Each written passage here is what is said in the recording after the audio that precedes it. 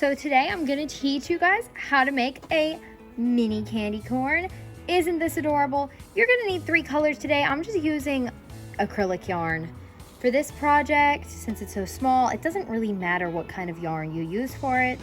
I'm using a yellow, an orange, and a white, and a 3mm crochet hook. You can use a bigger crochet hook if you'd like. It's just gonna make your candy corn slightly larger. So let's get into the tutorial.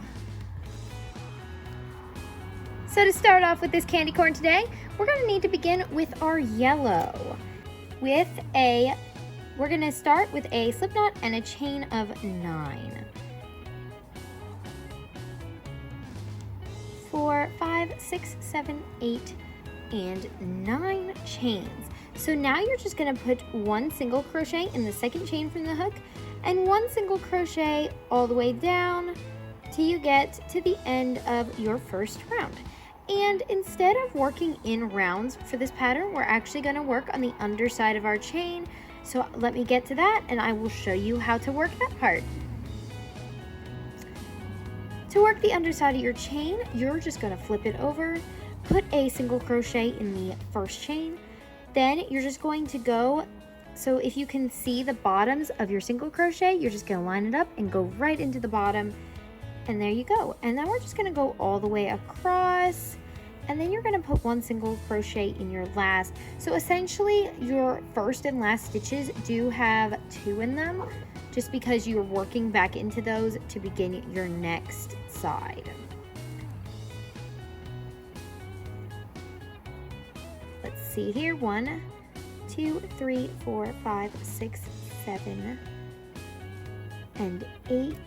1, 2, 3, 4, 5, 6, 7, and 8.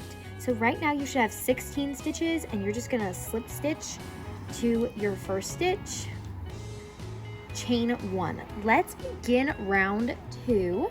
So in the first stitch, you're gonna put 2 single crochets. Then you're gonna put 1 single crochet in the next 7 stitches.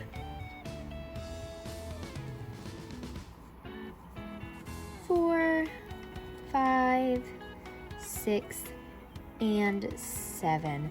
Now we're just going to make another increase in that next stitch. So just put 2 single crochets in the same stitch. Then you're gonna single crochet in the last, you're gonna put 1 single crochet in the last 7 stitches.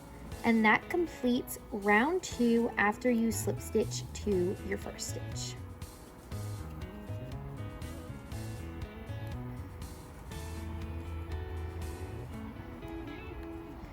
And you're going to want to count up your stitches and make sure that you have 18 stitches since we did our increases. So 1, 2, 3, 4, 5, 6, 7, 8, 9, 10, 11, 12, 13, 14, 15, 16, 17, and 18 stitches. Slip stitch to your first stitch, chain 1. And now for round 3, you're just going to work inside the back loop of each stitch all the way around. So put 1 single crochet in the back loop of each stitch all the way around. Slip stitch to your first stitch and chain 1. Now we are going to just put 1 single crochet in each stitch all the way around for round 4. Then we're going to slip stitch to our first stitch and chain 1, and now it is time to begin round 5. So for round 5, you're going to make a decrease over the first 2 stitches, and I like to make the invisible decrease, but you can just do a regular decrease if that's easier for you. Then a single crochet in the next 4. So this is going to be repeated all the way around. So after your 4 single crochets, you're going to make another decrease and then another 4 single crochets. And then once you get to the end of your round, you are going to slip stitch your first stitch, but do not chain 1 because we are going to switch our color to our orange, and I will show you an easy way to switch your color in just a minute. So here is my simple way to change your color. So once you've slipped stitched to your first stitch, you can cut your yellow yarn, but leave a pretty good amount of tail so you can go back over it then. You're gonna take your orange, you're just gonna insert your hook back into that stitch, take your orange, and simply chain 1 with it. Then all I like to do is crochet over my tails. So for the next 2 rounds, all you're doing is making 1 single crochet in each stitch, For 2 rounds, don't forget to slip stitch to your first stitch at the end of your round and chain 1. I'll see you when I finish up here.